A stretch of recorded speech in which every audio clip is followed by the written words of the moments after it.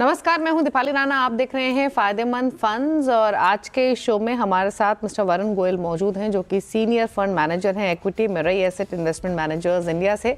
और हम बात करेंगे आज Mirae asset small cap fund के बारे में, जो कि न्यू फंड ऑफर है। इसकी तमाम डिटेल्स आगे शो में आपके लिए लेकर आएंगे।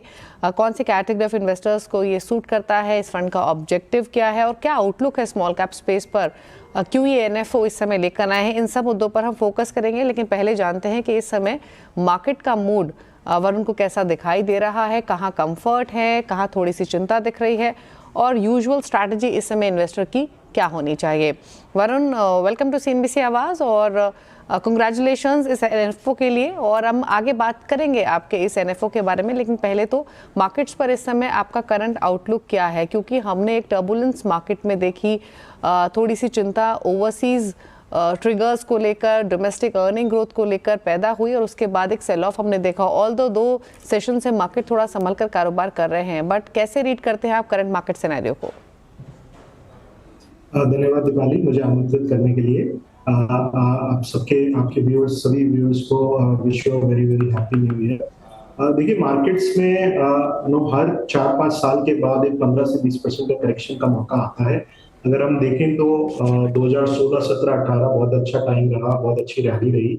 उसके बाद करीब 1 से 1.5 साल का करेक्शन रहा। उसी तरह अगर आप देखें तो 2019 से 2024 तक बहुत अच्छी अर्निंग्स ग्रोथ और बहुत अच्छी कंपाउंडिंग हमको देखने को मिली। अभी करीब 10 से 12 महीने से मार्केट में कंसोलिडेशन करेक्शन का फेज चल रहा है।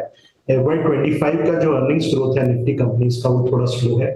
हमारा अनुमान है कि ये साल 0 से 5% का अर्निंग्स ग्रोथ रहेगा। और नेक्स्ट ईयर FY26 से we will see earnings growth धीरे धीरे रिकवर करते हुए और 10 से 12% जो कि हमारा 30 साल का एवरेज है उसकी तरफ हम वापस जाएंगे। तो ये साल जो है ये कंसोलिडेशन करेक्शन का साल है। Large cap, mid cap, small cap सभी सेक्टोरल इंडाइसेस करीब 10 से 15% ऑलरेडी करेक्ट कर चुके हैं। क्या और 5, 7, 8% की जगह है? बिल्कुल ये संभव है। ये होगा कि नहीं ये कहना बहुत मुश्किल है। लेकिन अगर आप निफ्टी को देखें तो करीब हमारा 19 टाइम FY26 अर्निंग्स पे ट्रेड कर रहा है। 10 साल का एवरेज आपका 17-18 का है। तो अभी भी 5-7% का करेक्शन संभव है। या ये टाइम में होगा या प्राइस में होगा ये कहना बहुत मुश्किल है। लेकिन हमें लगता है कि जिस तरह से ये करेक्शन प्ले आउट कर रहा है, जो कि इंडेक्स लेवल पे सिर्फ 10-15% का करेक्शन हुआ है, इंडिविजुअल स्टॉक लेवल पे कई स्टॉक 20, 30, 40, 50% तक करेक्शन देखने को मिला है। तो 2025 का जो साल है ये एक साल है जिसमें आप अच्छे स्टॉक्स को ढूंढें, उसमें इन्वेस्ट करें, एक अच्छा पोर्टफोलियो बनाएं और उसका फ्रूट आपको 2026, 27, 28 में देखने को मिलेगा। तो ये एक अपॉर्चुनिटी बाजार दे रहा है। अगले क्या कहते हैं 2 महीने में 4 बड़े इवेंट हैं। क्वार्टरली अर्निंग्स आई है, 1 तारीख को हमारा बजट है, 7 तारीख के आसपास आरबीआई मॉनेटरी पॉलिसी है और 20 जनवरी को प्रेसिडेंट ट्रम्प का इनॉग्रेशन है। तो काफी इवेंट्स हैं और उसके अराउंड कुछ वॉलेटिलिटी संभव है, लेकिन ये एक एंट्री अपॉर्चुनिटी मार्केट में दे रहा है। अच्छा, एक चीज़ बताइए वरुण जी, आपने जैसे सम अप किया कौन कौन से ट्रिगर्स इंपॉर्टेंट रहेंगे। डेफिनेटली जो नियर टर्म इवेंट्स हैं उसकी वजह से मार्केट में वॉलेटिलिटी तो रह सकती है, लेकिन अगर हम ओवरऑल 2025 की बात करें, जैसे आपने अभी मेंशन भी किया, क्या ये साल रिटर्न बनाने के बजाय इन्वेस्टमेंट का साल होगा या फिर थोड़े बहुत रिटर्न्स इंडेक्स लेवल पर आ सकते हैं इस साल भी? देखिए, अगर जैसे मैंने बोला FY25 में अर्निंग्स ग्रोथ थोड़ा स्लो है क्योंकि इकोनॉमी का, जैसे आपने देखा, Q2 का जीडीपी ग्रोथ 5.5% आया। आरबीआई का अनुमान है कि इस साल जीडीपी ग्रोथ 6.4 के आसपास रहेगा। तो थोड़ा सा ग्रोथ में स्लो डाउन है। फर्स्ट 7-8 मंथ्स जो इस फिस्कल के रहे उसमें गवर्नमेंट का कैपेक्स इन्वेस्टमेंट थोड़ा कम हो पाया। अब हम देख रहे हैं कि ये एक्सेलरेट हो गया है। तो ये साल बारिश अच्छी हुई, रिजर्वॉयर लेवल अच्छे थे, हमें लगता है रबी क्रॉप अच्छा होगा, तो किसान के हाथ में पैसा मार्च, अप्रैल, मई के महीने से आने लगेगा। तो FY26 में जीडीपी ग्रोथ भी इंप्रूवमेंट मिलेगा और अर्निंग्स ग्रोथ में भी आपको इंप्रूवमेंट मिलेगा। तो अगर मैं FY26 का व्यू लूं तो हमारा जो 11-12% का लॉन्ग टर्म कंपाउंडिंग है, 11-12% अर्निंग्स ग्रोथ, 11-12% कंपाउंडिंग, ऐसा हमारा मानना है कि हमारा वही पैटर्न रिपीट करेगा।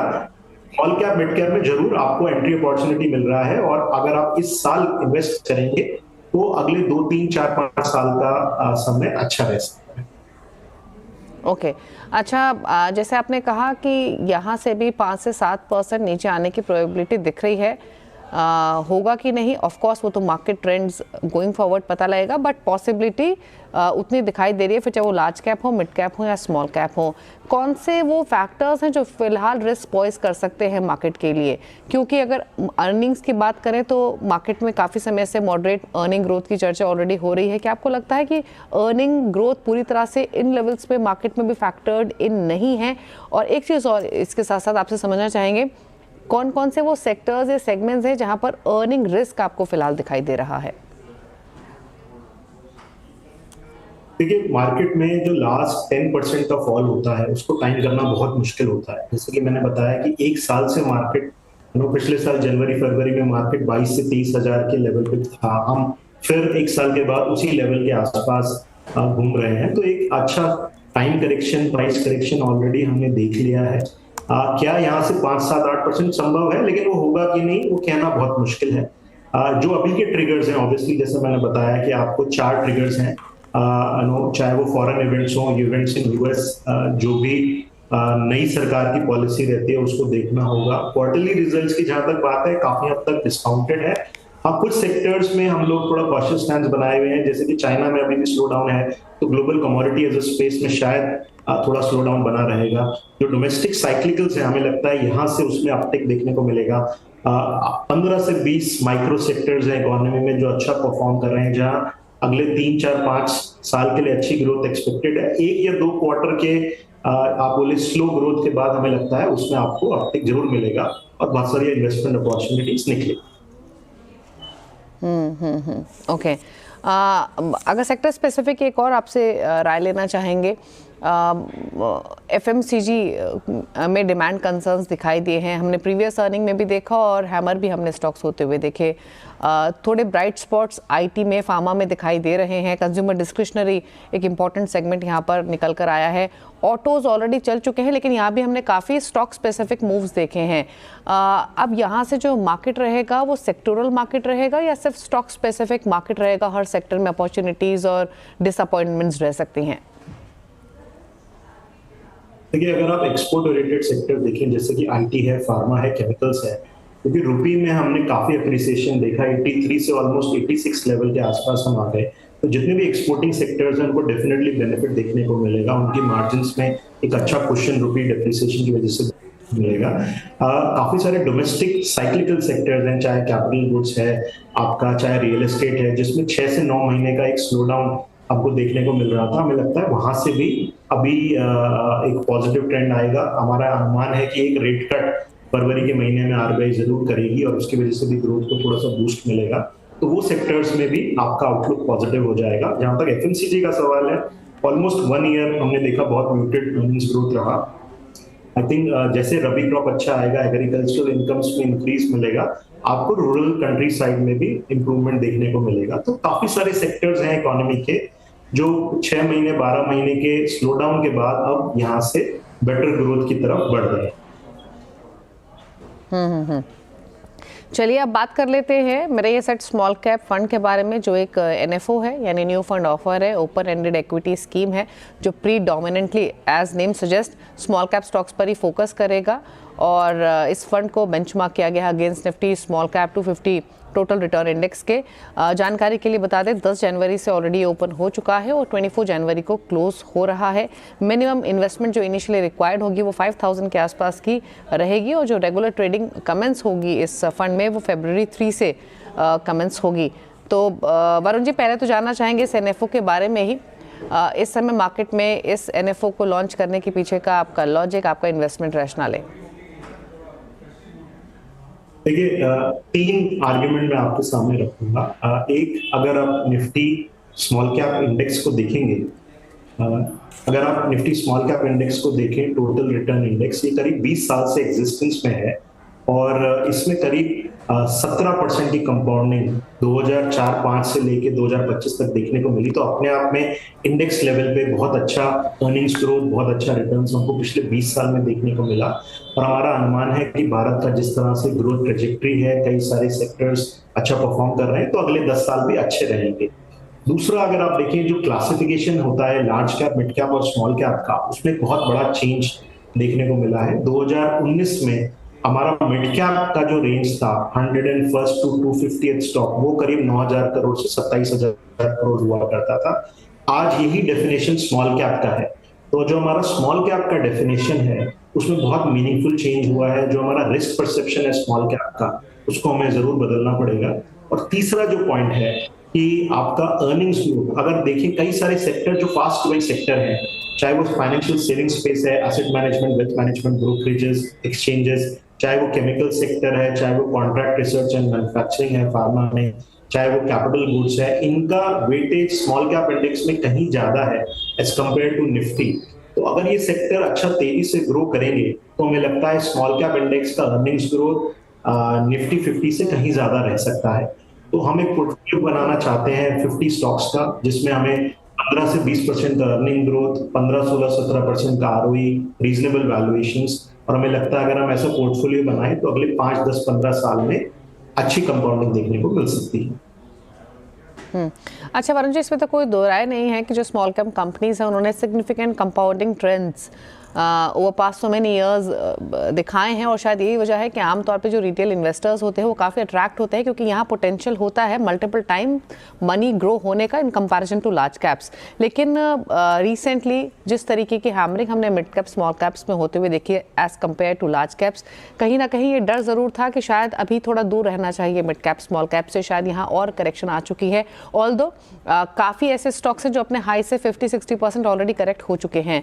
अब क्या मिड कैप स्मॉल कैप से रीसेंट करेक्शन के बाद डरने की ज़रूरत नहीं है, क्योंकि कहीं ना कहीं एक परसेप्शन फॉर्म हो रहा था कि अब शायद लार्ज कैप्स की तरफ स्विच करने का समय है, अवॉइड करना चाहिए थोड़े time mid cap small caps, और ऐसे समय में आप ये फंड लेकर आए हैं। तो क्या यहाँ पर अब आपके मुताबिक डरने की ज़रूरत नहीं है? करेक्शन ऑलरेडी हम देख चुके हैं। देखिए, जैसे कि मैंने बोला कि हमारा 13-14% का करेक्शन स्मॉल कैप इंडेक्स में ऑलरेडी पीक से हो चुका है। क्या और 5-7% हो सकता है? बिल्कुल हो सकता है, लेकिन लास्ट 5-10% करेक्शन टाइम करने का बहुत मुश्किल है।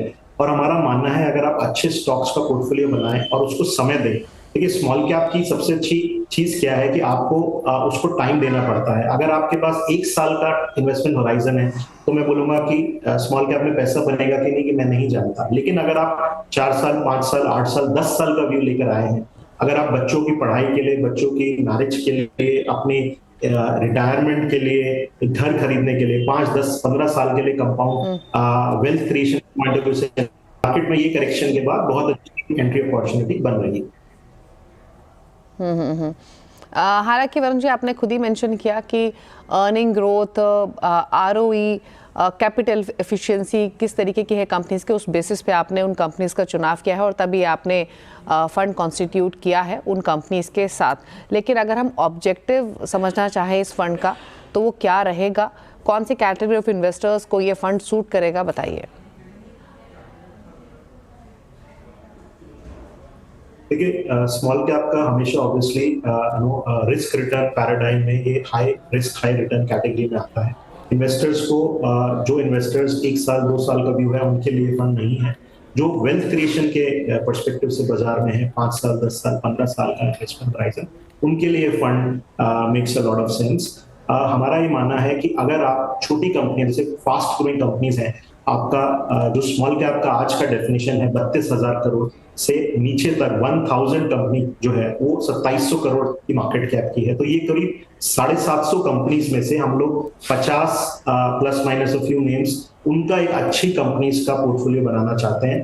फोकस यही है कि वो कंपनीज, वो सेगमेंट्स ऑफ द इकोनॉमी, चाहे आपके कॉन्ट्रैक्ट रिसर्च एंड मैन्युफैक्चरिंग है, चाहे केमिकल सेक्टर है, केपिक्स है, रियल एस्टेट स्टोरीज हैं, आपका केमिकल सेक्टर है, आपके fast growing auto ancillary companies, battery chemical related companies, आपका renewable energy, solar energy, wind energy, काफी सारे फास्ट ग्रोइंग सेगमेंट्स हैं इकोनॉमी में जिसमें अर्निंग्स ग्रोथ अच्छे अगले 2-3-4 साल अच्छा रह सकता है। तो इन कंपनीज का चुनाव करके जिसमें कैपिटल एफिशिएंसी अच्छी है, कॉर्पोरेट गवर्नेंस अच्छा है और रीजनेबल वैल्यूएशन पे अवेलेबल है, हम उसका एक पोर्टफोलियो बनाएंगे और हम उम्मीद करते हैं कि ये अगले 3-4-5 साल में अच्छी अर्निंग्स ग्रोथ डिलीवर करें।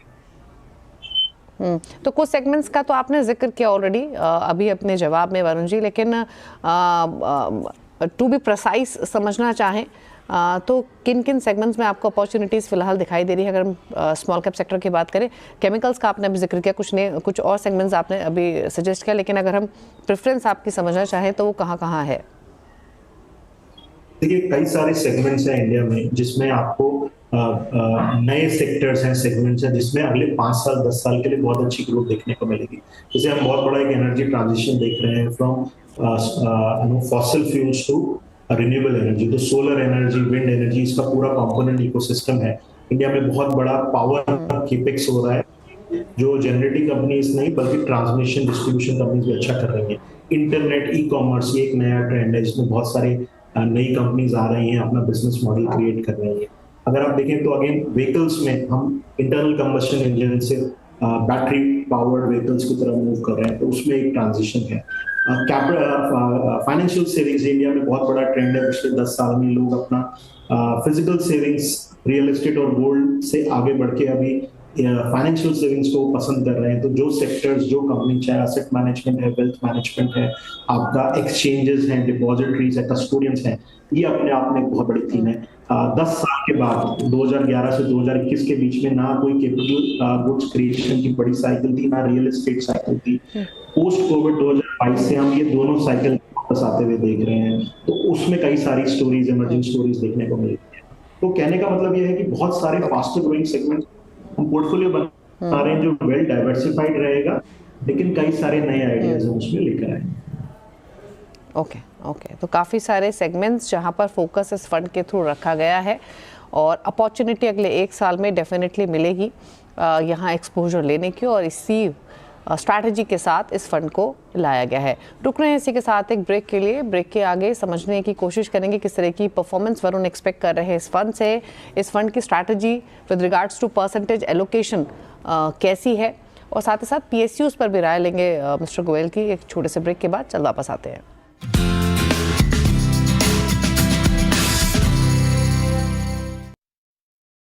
आप देख रहे हैं फायदेमंद फंड्स। हमारे साथ मौजूद हैं मिस्टर वरुण गोयल, जो कि सीनियर फंड मैनेजर हैं equity Mirae asset investment managers India, और आज हम बात कर रहे हैं Mirae asset small cap fund की, जो NFO है, जो कि ऑलरेडी ओपन हो चुका है 10 जनवरी से फॉर सब्सक्रिप्शंस। हम बात कर रहे थे कि इस फंड के थ्रू कहाँ कहाँ एक्सपोजर एक इन्वेस्टर को मिलेगा, कौन सी कैटेगरी ऑफ इन्वेस्टर को ये सूट करता है। लेकिन वरुण जी और डिटेल में डाइव इन करना चाहेंगे, और अगर हम इस फंड की स्ट्रैटेजी देखें परसेंटेज एलोकेशन के हिसाब से, तो आप स्मॉल कैप स्टॉक्स में कितना एलोकेशन कर रहे हैं? क्या major constitution I am sure small caps में ही रहेगा, लेकिन कितना, और उसके अलावा उसके बाहर निकल के कहाँ कहाँ एक्सपोजर आप ले रहे हैं इस फंड के थ्रू? ये जो सेबी की गाइडलाइंस है उसके हिसाब से मिनिमम 65% जो है वो आपका स्मॉल कैप स्पेस में होना चाहिए, which mean 251st and beyond in terms of market capitalisation ranking. और जो बाकी 35% है वो आपका लार्ज कैप, मिड कैप और स्मॉल कैप किसी भी सेगमेंट में रह सकता है।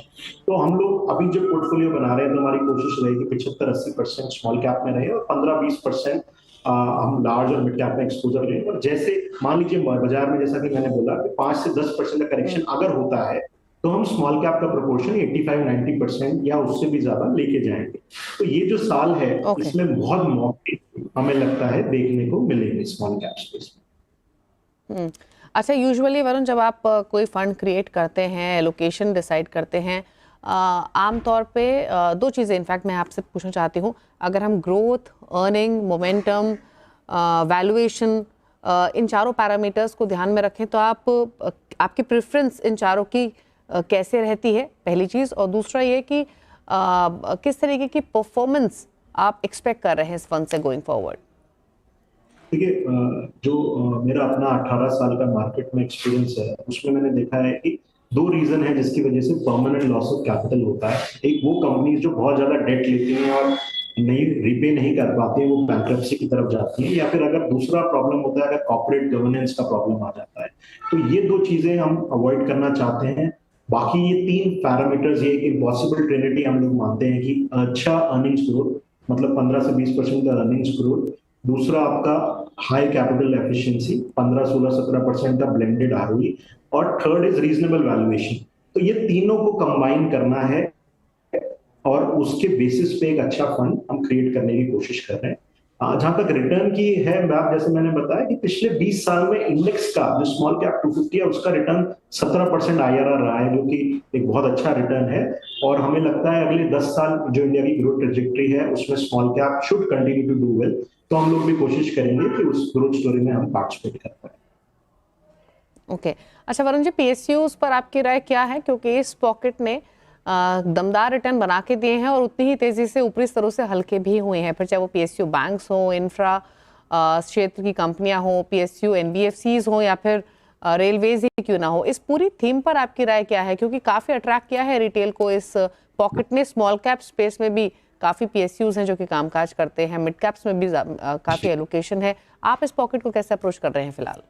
रेलवेज है, डिफेंस है, पीएसयूज हैं, उसमें कुछ स्टॉक्स में बहुत वैल्यूएशन एक्सेसिव हो गया था, जो कि हम करेक्शन पिछले 6 महीने से देख रहे हैं और हमारा अनुमान है कि अभी भी कुछ गुंजाइश है करेक्शन की।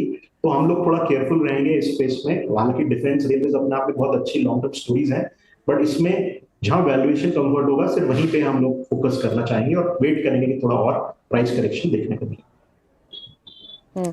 और साथ ही रूरल थीम पर आपकी राय क्या है वरुण जी, क्योंकि काफ़ी सारी ऐसी सेक्टर्स हैं, काफ़ी सारी ऐसी कंपनीज हैं जिनसे रिसेंटली हमारी बातचीत हुई है और एक चीज़ कॉमन रही है, वो ये कि अर्बन डिमांड तो इम्पैक्ट हुई है, लेकिन डिमांड अगर कहीं इमर्ज हो रही है या जहाँ पे सस्टेन कर रही है, वो या तो रूरल मार्केट है या सेमी अर्बन मार्केट्स हैं। तो ये रूरल थीम या फिर रूरल इंडिया क्या नेक्स्ट थीम हो सकती है? देखिए, हम लोग कंजम्पशन स्पेस में पिछले 6-8 महीने से थोड़ा सा कॉशियस है, क्योंकि थोड़ा सा स्लोडाउन हमको देखने को मिला था डिमांड में। हमारा ऐसा मानना है कि अप्रैल ऑनवर्ड जैसे रबी क्रॉप हार्वेस्ट होगी, किसानों के पॉकेट में पैसा आएगा तो थोड़ा रिवाइवल होगा। जहां तक ओवरऑल कंजम्पशन स्पेस है, हमारा फोकस डिस्क्रिशनरी कैटेगरीज जैसे hotels, hospitality, amusement parks, luggage, ये सेगमेंट्स पे हमारा फोकस रहा है कि जो कि काफी अच्छा परफॉर्म कर रहा है और हमें लगता है ये डिमांड आगे भी बनी रहेगी। कुछ सेलेक्ट कंजम्पशन नेम्स जरूर बहुत अट्रैक्टिव हो गए हैं क्योंकि काफी बड़ा करेक्शन देखने को मिला है, तो ग्रेजुअली हम उसमें भी एलोकेशन बिल्ड करें। ओके अच्छा, अगर हम इस पर्टिकुलर फंड की बात करें तो कितने समय में आप इस फंड की परफॉर्मेंस को रिव्यू करेंगे? क्या स्ट्रैटेजी आपकी रहेगी? अगर अपॉर्चुनिटीज मिलेंगी तो क्या जो एलोकेशन इनिशियली बना रहे हैं उसको रीशफल भी करेंगे, क्लोजली मॉनिटर किया जाएगा? जी बिल्कुल, ये एक्टिवली मैनेज फंड रहेगा। हमारा एनएफओ 24 तारीख को क्लोज होगा और उसके बाद हमको रेगुलेटर की तरफ से 1 महीना मिलता है पोर्टफोलियो कंस्ट्रक्शन कंप्लीट करने के लिए, तो हम उस दौरान ये पोर्टफोलियो कंस्ट्रक्शन कंप्लीट करेंगे। जैसे कि मैंने बोला, अगले 1 से 2 महीने में काफी सारे इवेंट्स हैं, तो उसके दौरान कुछ वोलेटिलिटी रही तो हम जरूर उसका फायदा लेके अच्छे स्टॉक्स को अच्छे वैल्यूएशन पे इन्वेस्ट करने की कोशिश करेंगे। और एक बार जब पोर्टफोलियो कंप्लीट हो जाएगा, जैसे जैसे हमें और मौके मिलेंगे पोर्टफोलियो स्टॉक्स में, नई अपॉर्चुनिटीज, जैसा कि आप जानते हैं प्राइमरी मार्केट में पिछले साल 70 नए स्मॉल कैप आईपीओज आए, तो एक लगातार आइडियाज नए आते रहेंगे क्योंकि इंडिया एक वाइब्रेंटली ग्रोइंग इकोनॉमी है। तो जहां हमें मौका दिखेगा हम उसमें जरूर हिस्सा लेने की कोशिश करेंगे। ओके अच्छा, क्विकली एक चीज और वरुण जी आपसे समझना चाहेंगे, रीसेंट मार्केट जो हल्का हुआ है, लार्ज कैप्स भी नीचे आए हैं, जैसे आपने भी मेंशन किया, मिड कैप स्मॉल कैप्स में भी गिरावट रही है। अगर हम वैल्यूएशन पर्सपेक्टिव से देखें, क्या कुछ ऐसी पॉकेट्स अभी भी है जहां पर वैल्यूएशन रिच दिख रही हैं और अट्रैक्टिव वैल्यूएशन किन सेगमेंट्स में आपको नजर आ रही हैं? देखिए, बाजार में जैसे कि मैंने बोला कि कुछ सेगमेंट्स हैं जो पिछले 3-4 साल में काफी ज्यादा चले हैं, जैसे कि कुछ पीएसयू नेम्स हैं, डिफेंस है, रेलवेज हैं, कुछ सेलेक्ट जैसे पीएलआई, ईएमएस स्टोरीज जो बहुत ज्यादा चल गई, तो वो थोड़ा सा हम उसमें केयरफुल कॉशियस रहेंगे। काफी सारे सेक्टर्स हैं जो अट्रैक्टिव वैल्यूएशन पे है, जैसे मैंने बोला केपेक्स की स्टोरी बहुत बड़ी स्टोरी है, कॉन्ट्रैक्ट रिसर्च एंड मैन्युफैक्चरिंग अगले 5 साल से 10 साल के लिए बहुत बड़ी स्टोरी है, केमिकल्स है, रिन्यूएबल एनर्जी है, फाइनेंशियल सेविंग्स है, इन सब में बहुत अच्छे अट्रैक्टिव एंट्री अपॉर्चुनिटीज अभी मार्केट दे रहा है and we will use that to construct a good portfolio. Varun ji, one last question आपसे, जो इंटरेस्ट रेट साइकिल है, फिर चाहे वो यूएस मार्केट्स में हो या इंडियन मार्केट्स में हो, कैसे पैन आउट होती है आपको दिखाई दे रही है? आपकी अंडरस्टैंडिंग क्या है? देखिए हम लोग एक्सपेक्ट करते हैं कि जब आरबीआई की पॉलिसी होगी फर्स्ट वीक ऑफ फरवरी में, तो एक रेट कट जरूर देखने को मिलेगा। पिछले 2 क्वार्टर से ग्रोथ थोड़ी सॉफ्ट है। सेकेंड क्वार्टर का जीडीपी ग्रोथ 5.4% पे आया था। जीएसटी कलेक्शन जो लेटेस्ट आया है वो भी सॉफ्ट है, तो हमको लगता है इस वक्त जरूरत है रेट कट की, जिससे कि ग्रोथ को बूस्ट मिले। पिछली पॉलिसी में आरबीआई ने सीआरआर कट किया था, इस बार हमें एक्सपेक्टेशन है कि जरूर एक रेपो रेट कट देखने को मिलेगा। इन्फ्लेशन भी अंडर कंट्रोल है। जहाँ पे ग्लोबल आउटलुक है, नए प्रेसिडेंट यूएस में आने वाले हैं, उनकी क्या पॉलिसी रहेगी, किस तरह के टैरिफ्स, किस तरह का जो फिस्कल पॉलिसी रहेगी, उसके बेसिस पे आई थिंक फेडरल रिजर्व आगे की अपना डायरेक्शन डिसाइड करेगा। बट इंडिया में जरूर हमें लगता है कि बहुत जल्दी हमको एक रेट कट देखने को मिलना चाहिए। ओके, चलिए, शुक्रिया आपका वरुण जी आने के लिए शो में। मार्केट्स पर तमाम सेक्टर्स पर अपने व्यूज़ देने के साथ साथ जो आपका नया फंड ऑफर है उसकी भी तमाम डिटेल्स हमारे व्यूअर्स के साथ शेयर करने के लिए, एंड गुड लक आपको आपके इस फंड के लिए। Thank you so much show में आने के लिए। और इसी के साथ फायदेमंद फंड्स में तो इतना ही। ब्रेक के इस बार भी खबरें जारी है CNBC आवाज़ पर। नमस्कार।